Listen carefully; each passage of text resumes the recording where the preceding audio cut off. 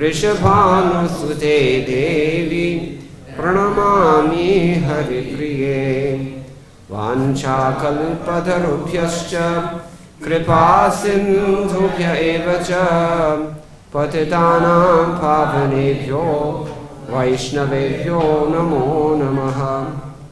Jaya Shri Krishna Chaitanya Prabhu Nityananda Shri Advaita Gadadhara Shri Vasadi Gaur Bhakta Vrinda. Hare Krishna Krishna Krishna Hare Hare Hare Rama Rama Rama Hare Hare.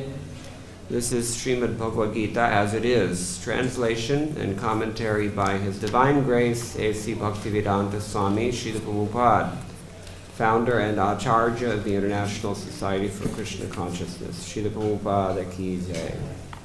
Tonight we are studying the final verse of chapter 12, text number 20. This chapter is entitled Devotional Service. By now you know the content of the chapter. So we'll just sing the verse once through quickly. Ye tu dharmyamritamidam yathoktam paryupasate shraddhanamat paramat bhaktaste ativa me priyaha.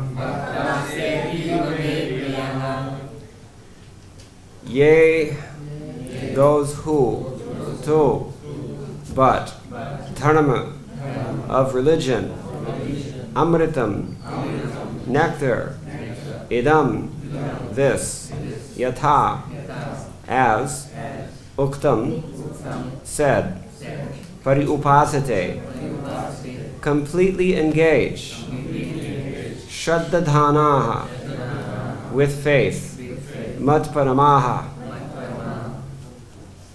taking me, the Supreme Lord, as everything, bhaktaha, devotees, they, ativa, very, very, me, to me, priyaha, dear. Translation: those who follow this imperishable path of devotional service and who completely engage themselves with faith, making me the supreme goal, are very, very dear to me. Let's repeat this, please. Those who follow this imperishable path of devotional service and who completely engage themselves with faith, making me the supreme goal, are very, very dear to me. Purport by Srila Prabhupada. In this chapter, from verse 2 through the end, from Maya Veshya Mano Ye Mam, that is, fixing the mind on me, through Yetu Dharmamritamidam, this religion of eternal engagement, the Supreme Lord has explained the processes of transcendental service for approaching Him.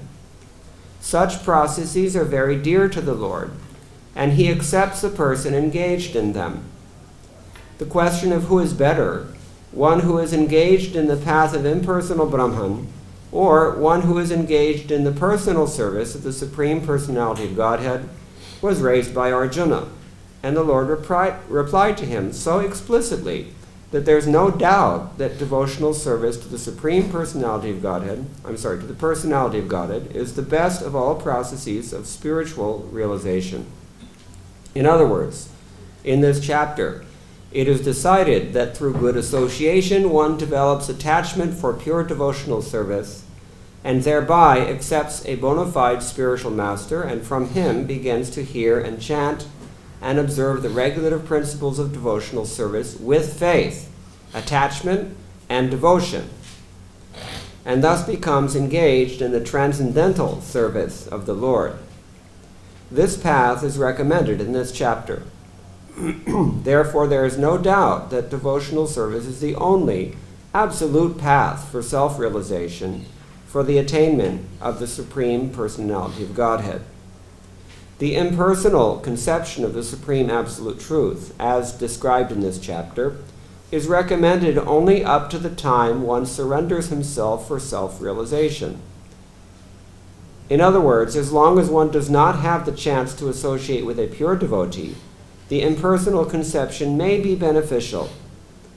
In the impersonal conception of the Absolute Truth, one works without fruitive result, meditates, and cultivates knowledge to understand spirit and matter.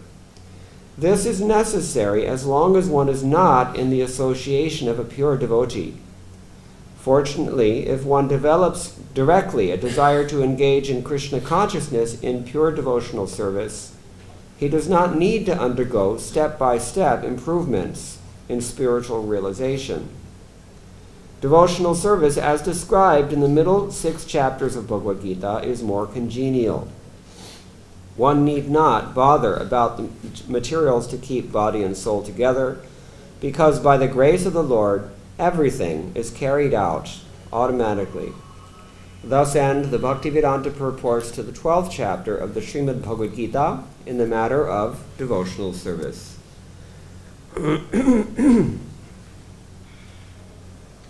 Vande Shri Guru Devam Tam Karuna Varunaliyam Yat Kripa Lavaleshena Pamaropyam Arayate Ye tu Dharmyamritamidam Yat Hoktam Paryupasate Shradadhanam At Parama Bhaktaste Ativa Me Priyaha. Those who follow this imperishable path of devotional service and who completely engage themselves with faith, making me the supreme goal, are very, very dear to me. At the end of chapter 11, Arjuna was wondering. Imagine how you feel if you were coming to the temple, let's say for the Bhagavad Gita class, and you saw the universal form. It would probably be a life-changing experience. So Arjuna was naturally very impressed at what he saw. In fact, we've been through that already, so you know. And therefore, at the end of chapter 11, something that Krishna said actually piqued Arjuna's interest, such that he brought up this question. Krishna said, actually I gave class on this verse last time I came. Mat karma krin mat paramo mat bhakta sangha varjitaha nirvaira sarva bhuteshu ya samam eti pandava. This is the last verse of chapter 11. My dear Arjuna, he who engages in my pure devotional service free from the contaminations of fruitive activities and mental speculation, he who works for me, who makes me the supreme goal of his life, and who is friendly to every living being, he certainly comes to me. So having seen this universal form, Arjuna was wondering, well, okay, this question therefore came up. Which are considered to be more perfect? Those who are always engaged in devotional service like this, or those who have this conception of the impersonal Brahman, the unmanifest? They're absorbed in that gyan, atma gyan, spiritual knowledge, impersonal knowledge, as described in the Upanishads and elsewhere.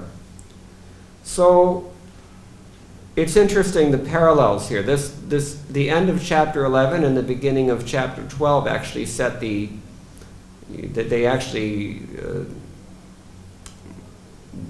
sort of precipitate the content of this chapter. In another 19 verses, Krishna is basically explaining that principle. Therefore, it's not surprising that here in the concluding verse, he mentions the same thing again. Mad parama, mad bhakta. These words were used, same words, at the end of chapter 11. And between text 2 and text 20, as Prabhupada points out in his purport here, Krishna is basically unpacking those concepts and telling us what exactly does it entail. Just because it's there, we'll mention as well. Mat karma krit, Krishna had mentioned in the end of chapter 11. doing my work. That's also mentioned here indirectly in text 10 of this chapter. It says here, mat karma paramo bhava, apyase pya samarthosi mat karma paramo bhava, mararthamapi karmani kurvan siddhimavapsyasi. Anyway, so these things are there, the parallels are there.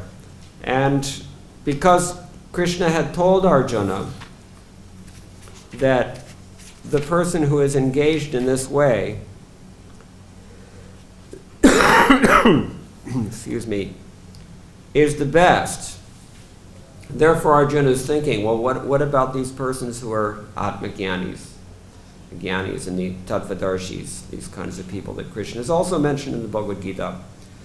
So according to Madhvacharya, who comments on this verse, he says that this concluding verse basically reiterates, summarizes, and repeats what was stated in texts number 6 through 8 of chapter 12. Those are important verses. There Krishna says very clearly, those who worship me, giving up all their activities unto me, and being devoted to me without deviation, engage in devotional service and always meditating upon me, having fixed their minds upon me, O son of Pritha, for them I'm the swift deliverer from the ocean of birth and death.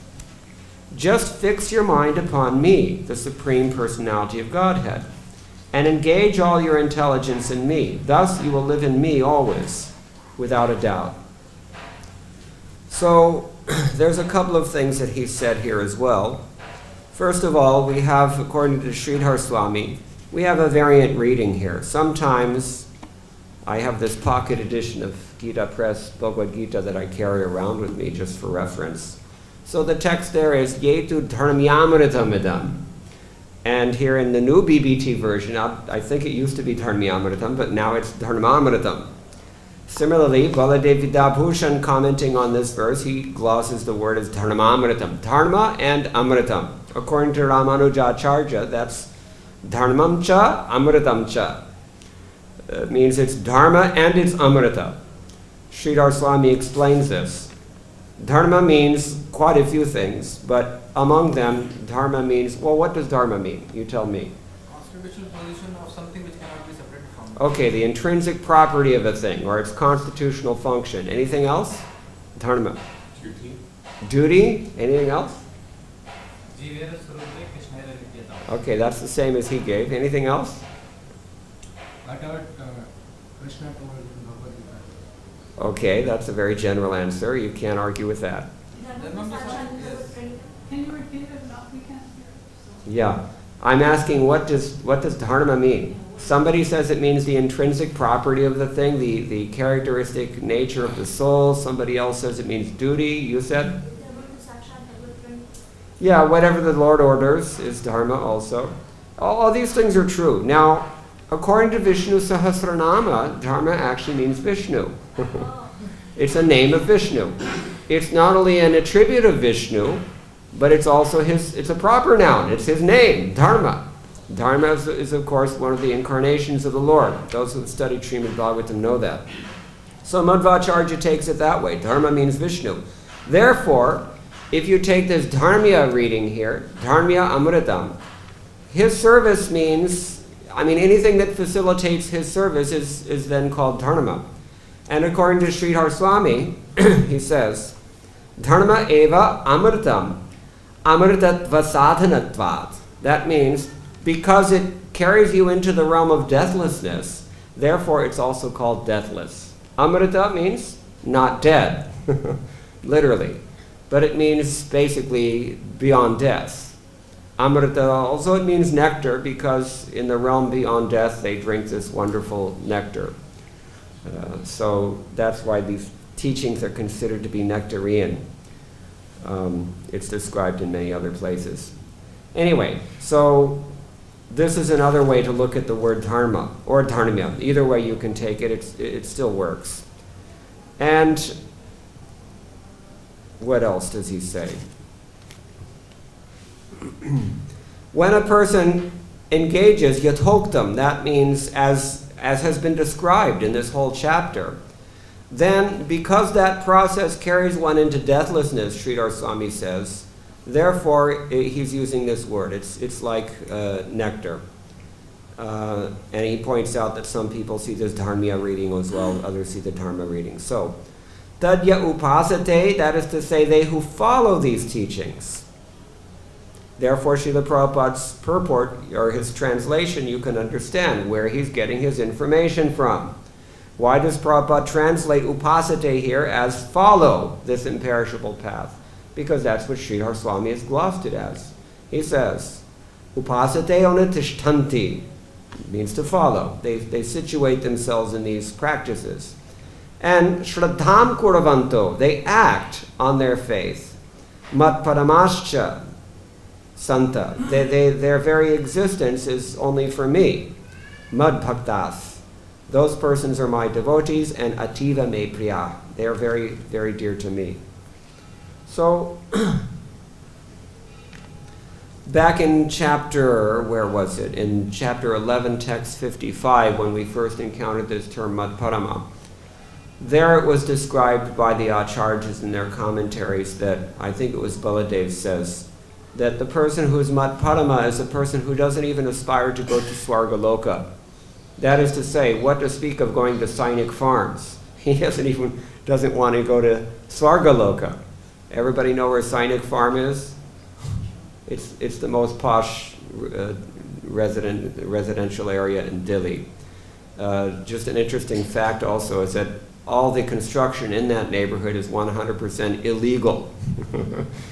But because it's all big people doing it, they get away with it and nobody says anything. Anyway, so what to speak of going to Sainik farms? We don't even want to go to Svarga Loka, the heavenly world, where you can drink this deathless nectar and enjoy in so many. You have so much facility in that world. But a real devotee doesn't even want to go there. That's what the meaning of Matparama is. He says, his supreme is me, Matparama. That's the idea. So this is what Krishna is saying. He's giving these adjectives. In this chapter, we've noticed already, Arjuna asks his question in text number 1. In text number 2, Krishna gives his succinct answer very clearly. The next few texts, he talks about the impersonalist because he has to accommodate everybody. That's called political correctness or diplomacy, as you want to see it.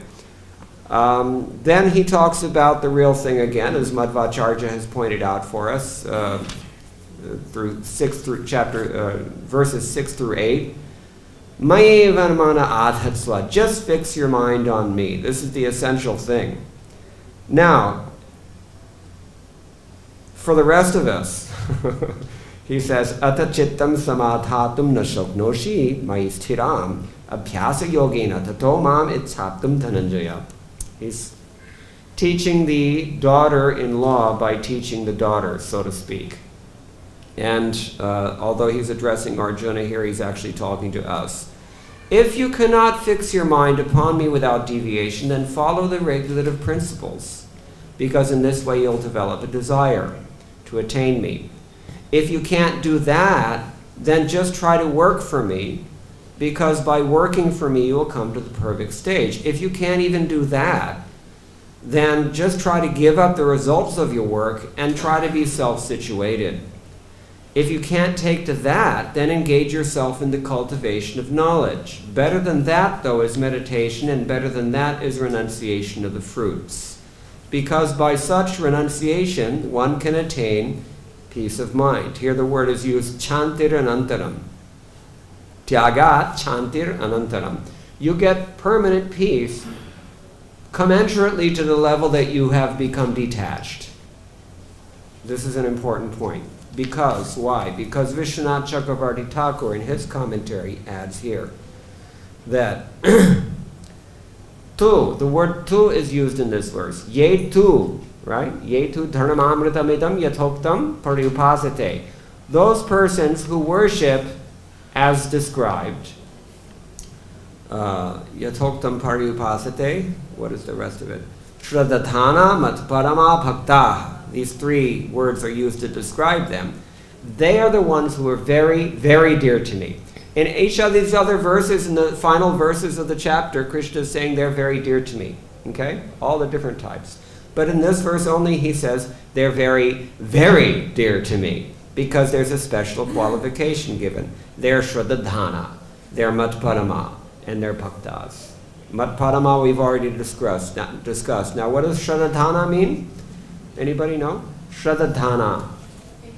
Yeah, people who have faith. Madhvacharya again says, Shrad means astikya. This is according to dictionaries. And astikya means belief in God. You have faith that there's a divine being.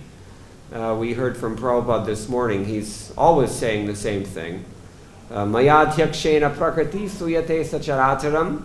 He's quoting Krishna in Bhagavad-gita. Krishna says, this material nature is not working automatically. It's working under my direction. Mera adhyakshana, you can say. It's working, everything that happens to us is passed through his approval system. This is the point. Not a blade of grass is waving in the wind without the sanction of the Supreme Person, the Shruti Mantra tells us. So a person has to have that faith. And Shraddhadhana means that he takes his faith and he's investing it in God. Therefore, that person becomes Shraddhadhana. The person who has this Shraddha and invests it in this spiritual life, in the Supreme Lord especially, that person is called Shraddhadhana. So the person, the devotees who are the most dear to Krishna, they have to be the most faithful. There are 3 classes of devotees, and they're all divided according to the strength of their faith. They're not divided according to their socioeconomic status. They're not divided according to their political power. They're not divided according to how much personal beauty or knowledge or good birth or any of these other opulences mentioned by Kunti, as we heard this morning. They're not divided on this basis. They're divided only on the basis of their faith. You have pakka faith, and if you engage in that faith, shraddham kuravanto, as Sridhar Swami told us, you're actually acting on that faith. Then you come to this stage where you're Matpadama Bhakta. And Krishna says, this person is very, very dear to me. Now, Vishwanath Chakravarti Thakur has also pointed out that the 2 is meant to separate them from the previous examples, because we've heard other kinds of devotees, right? The kinds of devotees who cannot fix their mind, what are they advised to do? Anybody remember?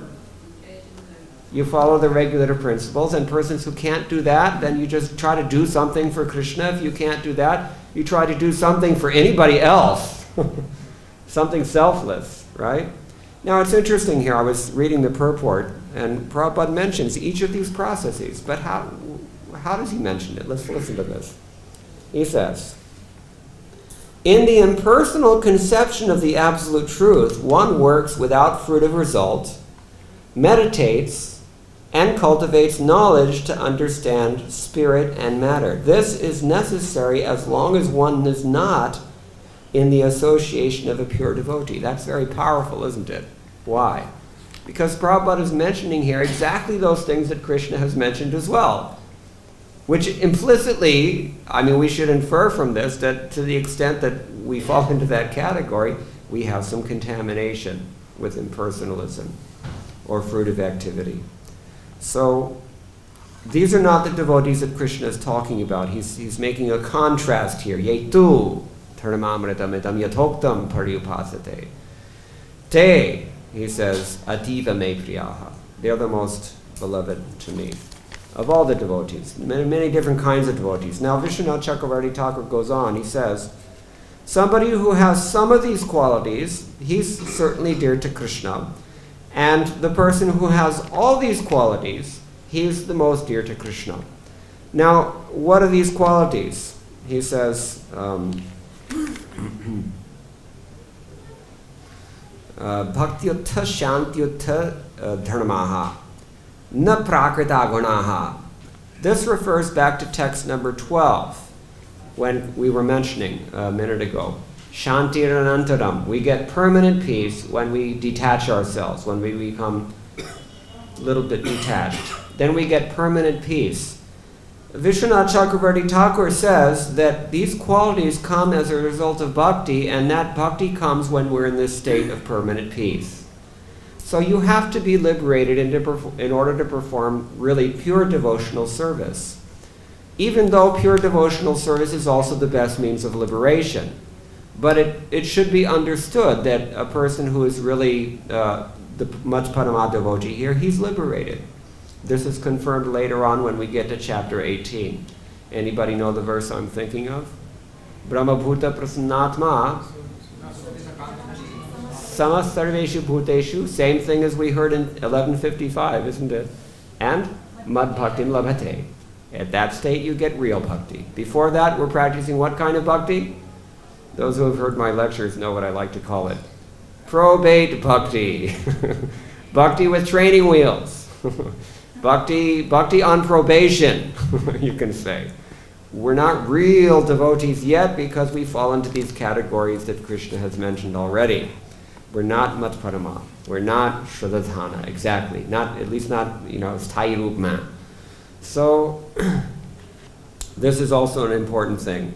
But, this is a very important point he makes. Sadhaka api, tebhya siddhebhyopi, shrestha. Yeah. No, it's Baladev, I'm sorry. Baladev Vidyabhushan says this, that because they're trying to attain these qualifications, therefore they're also considered to be devotees. One time Srila Prabhupada said, pure devotee means he has no motive. You don't have to be advanced, but if you don't have any agenda or any personal motive to fulfill in performing devotional service, but you're actually striving your best to become a Matpadama Bhakta, then Prabhupada said that is also considered to be a pure devotee, especially if you're working under the sponsorship of another pure devotee, which is also something that Prabhupada has emphasized here in his purport. So that sponsorship is all important because it not only does it inspire us and enlighten us and guide us and elevate us out of these other three options that Krishna has mentioned here, and impels us into the Matpadama realm and into the Shradhatana realm. But that's actually the eternal constitutional position of the soul. We become, as Kulashekar Maharaj said, Tvad Britya Britya Paricharaka Britya Brityasya Britya. 7 times removed, I'm the servant of the Lord, Lokanath, he says. Very nice verse. So then Baladev Vidyabhushan ends his comments with a very beautiful verse. He says, Vasha Swaika Josham Krishnaha Swabhaktyeka Josham Tusaha Prityaivati Vashaha Shriman Iti Dvadashi Nirnayaha.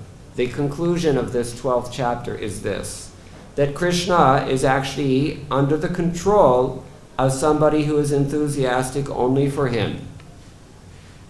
And also for the person who is enthusiastic about the process of becoming so qualified. This is echoing what we've already heard. You may not be a completely perfect and pure devotee yet, but as long as that's your only purpose, then you're also considered to be. You have the same, you're included automatically together with them. So that's the idea here. Vasha Swaika Jasham Krishna Swabhaktyeka Jusham Tusaha. Why? Prityaivati Vasha Shriman, the Lord of Shri. Shriman, what does Shriman mean? The possessor of Shri. In the Dharma Shastra, the husband is considered to be, the wife, that is to say, is considered to be the property of the husband. Therefore, Shripati, Shriman, the possessor of Shri, means the Shripati, the Lord. But it's certainly intentional, because in our line, we definitely emphasize the Lord's Shri, his internal potency. Shri, or in her ultimate form, the ultimate form of Shri is called Jaya Shri, because she conquers even Lakshmi. Who is Jaya Shri? As in Jaya Shri Krishna, it means Srimati Radharani. This is many, many times described by our acharyas. Krishnadas Kaviraj Goswami in his Sarangarangada commentary on Krishna Karnamritam, first verse, which mentions Jaya Shri. He says that when we hear the name Shri Krishna, that is to be understood that we're talking Radha Krishna. And especially if we hear Jaya Shri Krishna, that especially is Jaya Shri, meaning that form of Shri who can conquer even Shri, meaning Srimati Radharani. So this Shriman, he is under the control of what thing? Prityai, only for love. He becomes under control. This is the idea. There are many, many verses about this point. But since Vishwanath Chakravarti Thakur has already mentioned here, na prakrita gunaha, the qualities that are developed by the pure devotees, some of them we've just been mentioning in the last 4 or 5 verses, beginning with Advaishta. If you go back to text 13, Advaishta sarva bhutanam ityadi, all the way up until today's verse, these are the qualities that the Madhparama devotees exhibit. Very, very important qualities, and they're very difficult to attain. If you're reading very carefully, you'll also see that even within this list itself, there is some reduplication. He's repeating the same things again and again and again. And certainly throughout the Bhagavad-gita, just try this. Go home and check your folio.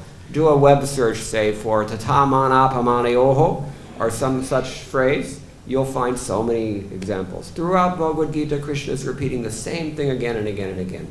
And even from text 13 through text 19, he's repeating the same things again and again. Sama sukha dukkha, person who is the same in happiness and distress. Right? Let's just, in case you don't believe me, I'll just give you some. In text 13, sama dukkha sukha kshami. Okay, that's the first one. Then we also get in text number 15, harsha marsha bhayodvegaihi, etc. It means essentially the same thing. And then we go on again, and we see it again here.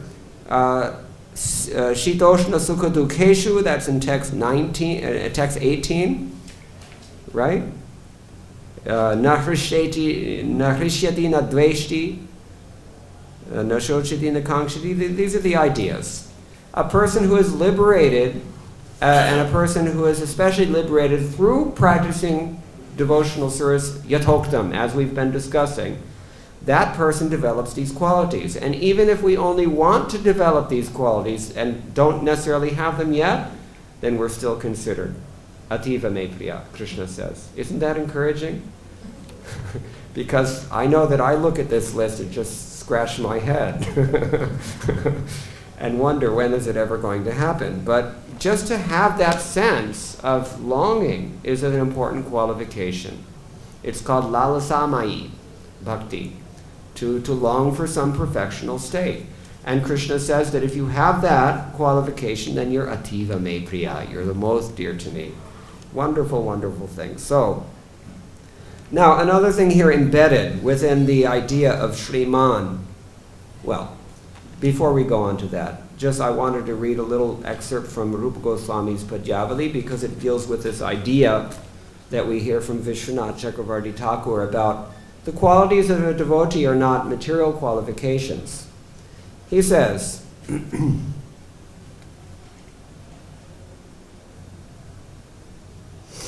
Vyatyasya charanam dhruvasya chavayo vidya gajendrasya ka kubjaya kimunam rupamadhikam kim tat sudam nodhanam vangsha ko virurasya yadavapate rugrasya kim paurusham bhaktya tushyati kevalam nachagunehi bhakti priyo madhava. Very wonderful verse. He says, where was the, he's talking about all the devotees. Well, first of all, he says, Lord Madhava, the Lord of Shri, Shriman, Madhava. Ma means Lakshmi, Dhava means husband. So, Lord Madhava, Krishna, or Narayan, the Lord of Shri, he's pleased only with bhakti, bhakti priya. He's not necessarily pleased just by one's material qualifications. And then he goes through the list of examples. He said, where was King Ugrasena's martial valor? King Ugrasena. What happened to King Ugrasena? He lost his kingdom. He was defeated. See? Vamshako Vidurasya. Where was Vidura's pedigree? What was Vidura's pedigree? He was Sudha. And Kim tat Sudamno dhanam? Where was Sudama's wealth? This is, of course, before he met Dwarkadish, his friend. He had nothing. Kubjaya kim unama rupam adhikam. Did she have any beauty to speak of? Kubja? No, nothing. And Dhruvasya chavayo. What was Dhruva? Did he have any maturity? Dhruva? How old was he? 5. Vidya Gajendrasya ka. Did Gajendra have any particular knowledge? If you read his prayers, you might wonder. They're very deep. But after all, he was an elephant. And Vyatyasya charanam, this hunter, what character does a hunter have? He's got no character. Still, all these personalities who are mentioned in Mahabharata, Ramayana, Srimad-Bhagavatam, they all surrender to Krishna, because Krishna is only pleased by bhakti, not by any material qualification. We can take this a step further because it's here in front of me. There's a nice verse also quoted by Rupa Goswami in Padyavali. A little bit related. He's dealing with the difference between auspicious and inauspicious activities. He says, Anuchitam uchitam va karma ko yam vibhago bhagavati paramastam bhakti yogo dharhyan kiriti vishamyahindraha sandra piyusham indur dvayam api samahesho nirvishesham vibharti. What does this mean? It means that for a devotee who is engaged in pure devotional service, there's no such thing as uchitam and anuchitam. That is to say, things that are appropriate and things are inappropriate. Everything can be used in Krishna service, and everything can be rejected for Krishna service. What is the pivot? The order of the spiritual master. If the spiritual master orders you to accept something that's ordinarily superfluous, such as varnashram dharma, since we're talking about dharmamritam, then you accept that thing as being fully transcendental. On what logic?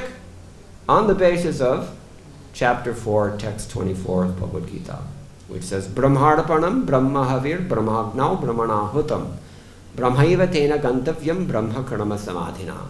What does it mean? The butter that you offer, the ingredients, the grains that you throw into the fire, the mantras, the priest, all of it is considered equally transcendental, because it's all being used in devotional service for a pure devotee. You see?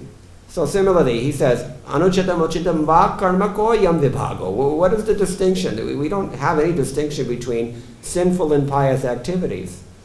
Bhagavati paramastam bhakti yogo dridhyan. If we are in fact, this is in fact, working on behalf of the Supreme Lord, according to his explicit instruction. Kiriti vishamahindra sandra piyushamindur. That is to say that the snake is constantly spewing out venom, and the moon is constantly emanating nectar. And yet, dvayamapi samahesho nirvishesham vibharti. Lord Mahesh, he doesn't make any distinction, does he? He embraces both of them. He's covered with snakes, and he's also drinking poison. He accepts them because his spirit is this, bhakti yoga dridhyan, to be fixed in pure devotional service. This is Padyavali, texts number 8 and 9.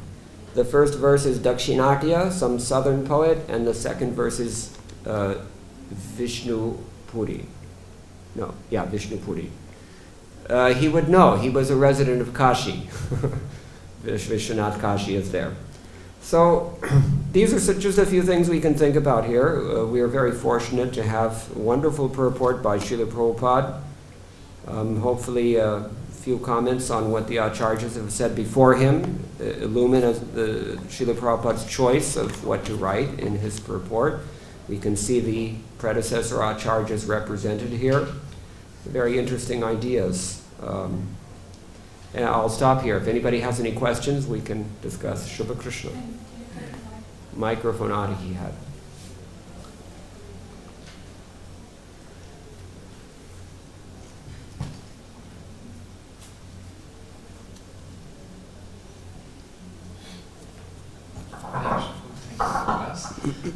I have a question that Krishna says that you should practice bhakti yoga to get the desire to attend me, and otherwise we can work for him. So suppose a devotee is engaged in temple seva. So is he working for Krishna? That means the next shloka, or is he engaged in bhakti yoga? Well, first of all,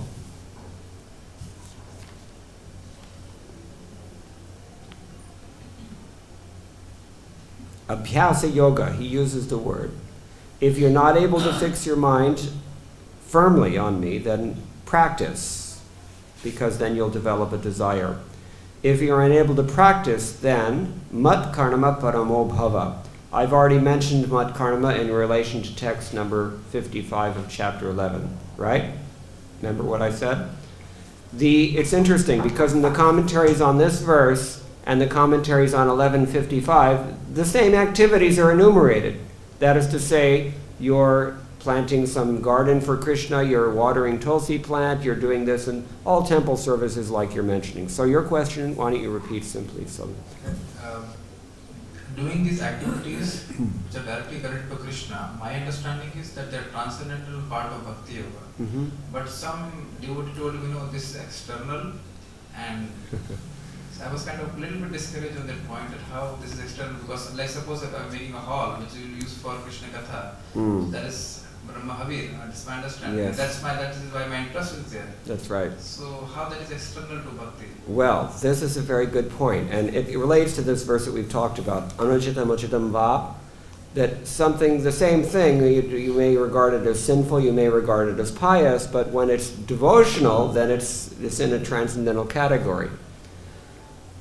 Now what that means, if you think about it, between the lines, it means that devotional service, if you're not fixing your mind on Krishna and are not working with faith and are not interested in advancing spiritually and have no knowledge nor care about it, then the same thing can be material for you if Krishna wants. Now the whole thing here is the X factor is Krishna. Because let's put it like this. If you've been a devotee practicing seriously for some time, but due to some offense, let's say, you lose your taste and lose your interest and become, in effect, insincere. At some point, Krishna may just decide that, okay, well, he's just on the mundane platform and that's his interest, so I'm going to let him go there. He can do that. On the other hand, if you have no knowledge of Krishna at all, have never been exposed to Krishna consciousness in any way, then you just happen to say, you may even be born in a Muslim family, and you say, Haram! But Ramachandra hears this, he's chanting my name, Haram! You see? And you get the punya. So it depends on Krishna's desire. You cannot predict who's in what category. A temple pujari who is a separatist, as described by Kapila in Bhagavatam, Tritiya Skandha, that person may be engaging completely on the material platform. We find all the time. If you go to Jagannath Puri, for example, they're very aggressive there.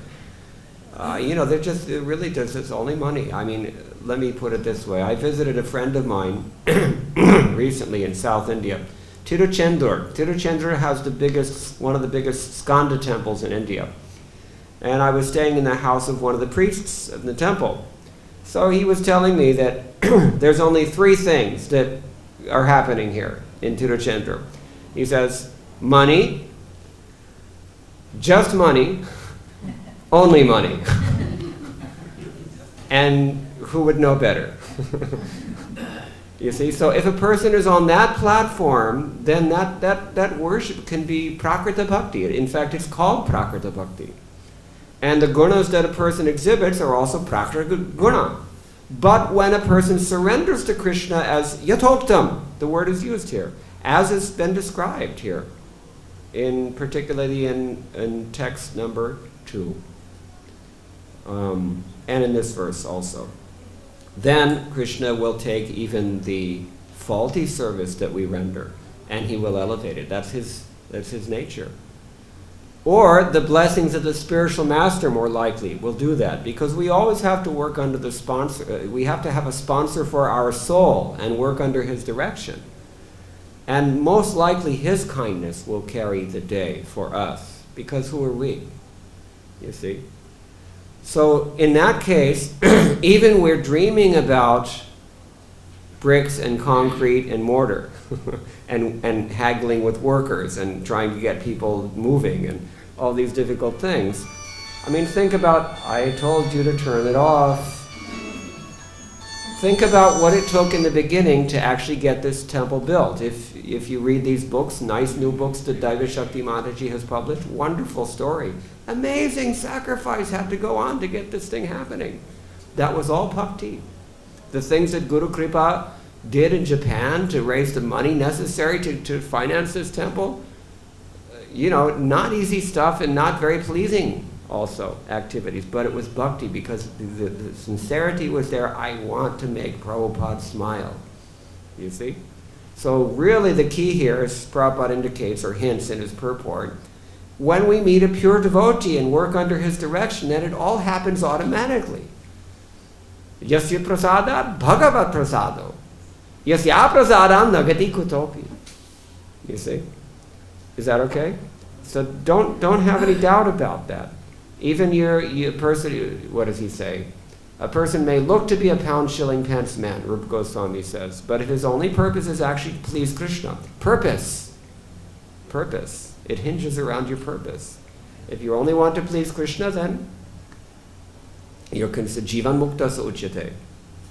Also, in the text, Lord Krishna says, engage all your intelligence in me. And the function of intelligence is planning. So if you're planning to preach, just intelligence only means the reading of Shastra, which we do also. Yeah. Or it also means planning for Krishna, or anything we have to do for Krishna. Mad buddhayas maratmanas nishtas mad parayana ityadi. And Krishna says, everything, whatever you have, yad koroshi ityadi. Whatever it is, you give it to me. This is the idea. Mat parama. Mat parama means that, there are two kinds of devotees. One is the person for whom Krishna is the main thing in his life or her life. And the other person is the one for whom Krishna is the only thing in his or her life. That is the category of the gopis. And that is the Mat parama bhakta, that is ativa me priya. Okay? Clear? Anything else?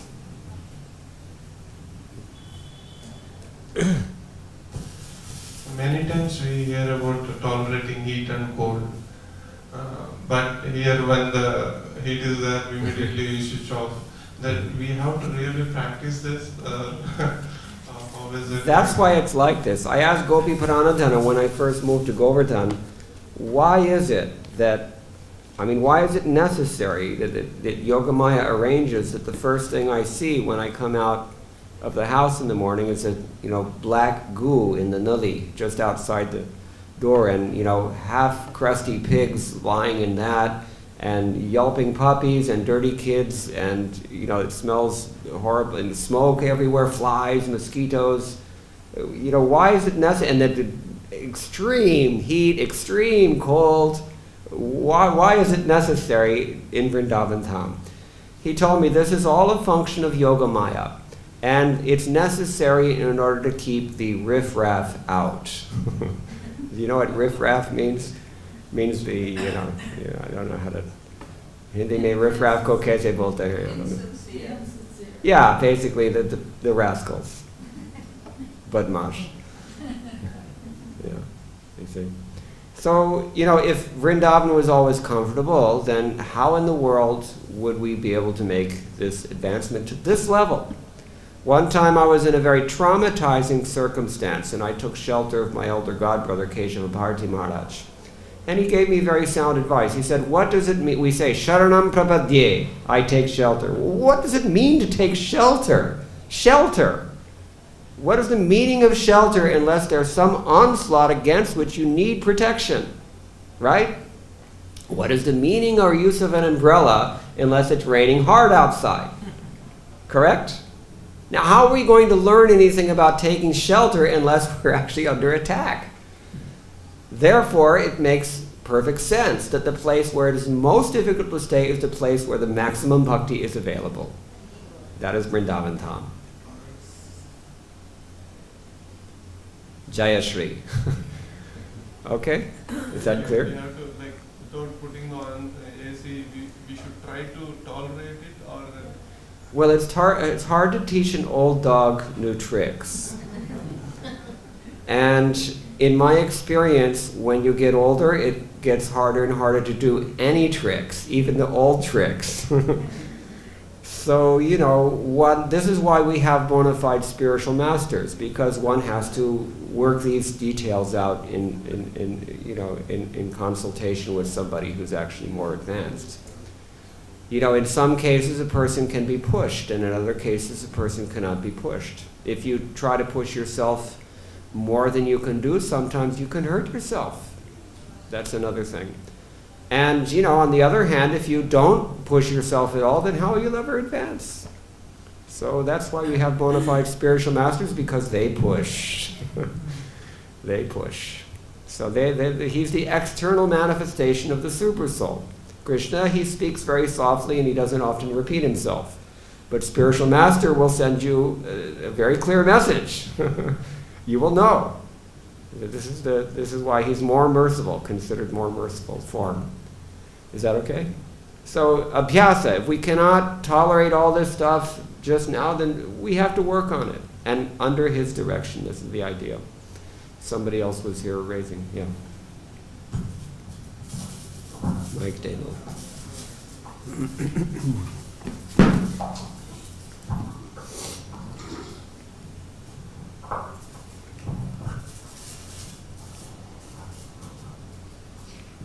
Krishna Prabhuji, in this verse you read that in the impersonal conception of absolute truth, one verse without fruitive results. In this, the sentence is, this is necessary as long as one is not in the association of pure devotee. That's why I emphasize that.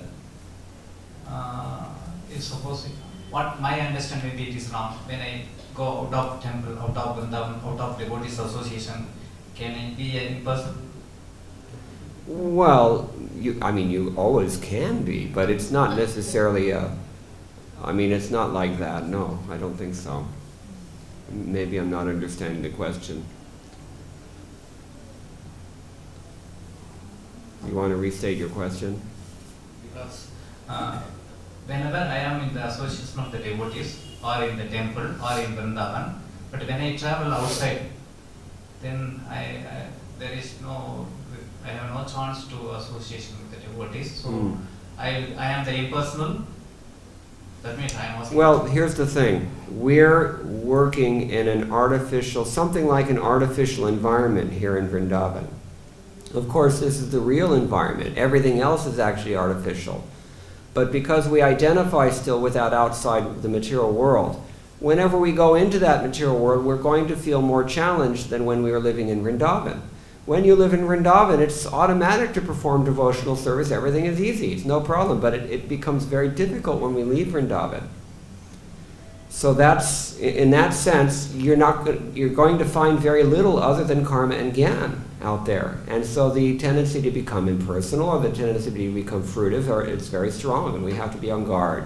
That's the point.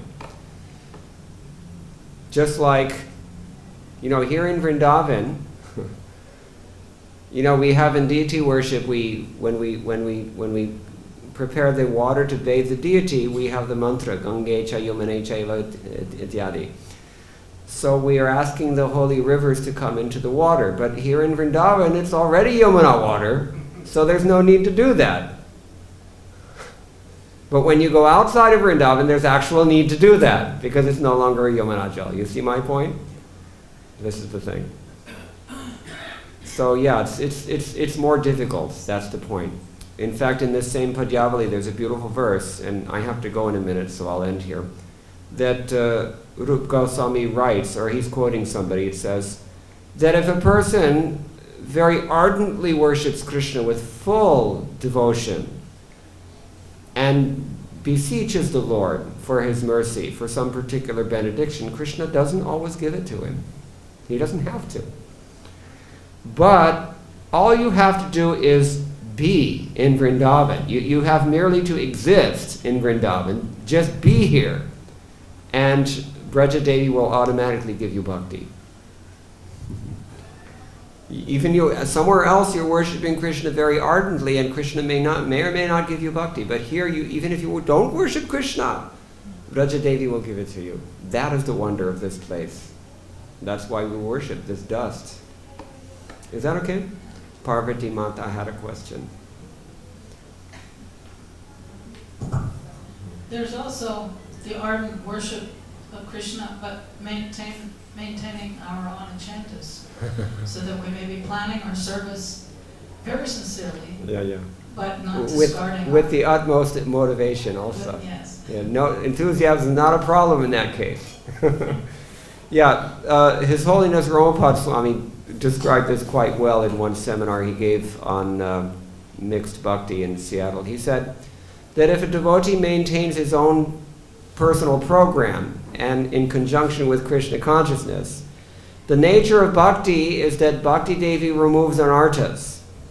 And so if we're clinging to that anartha of trying to take advantage of Krishna or his process, then as tightly as we cling to that anartha, when Bhakti Devi removes the anartha, we will be removed along with it. Therefore I said, if someone becomes insincere, then Krishna may decide, okay, it's time for you to go. And you're out of here. And that happens. It really does happen. So we have to be on guard, careful. Therefore we say, Bandhomui savadhanamate. We have to bow down very carefully in this line. And especially watch out for offenses. Is that okay? If there's nothing else, I'll end here. Thank you very much. All glories to Srila Prabhupada. Thank you very much.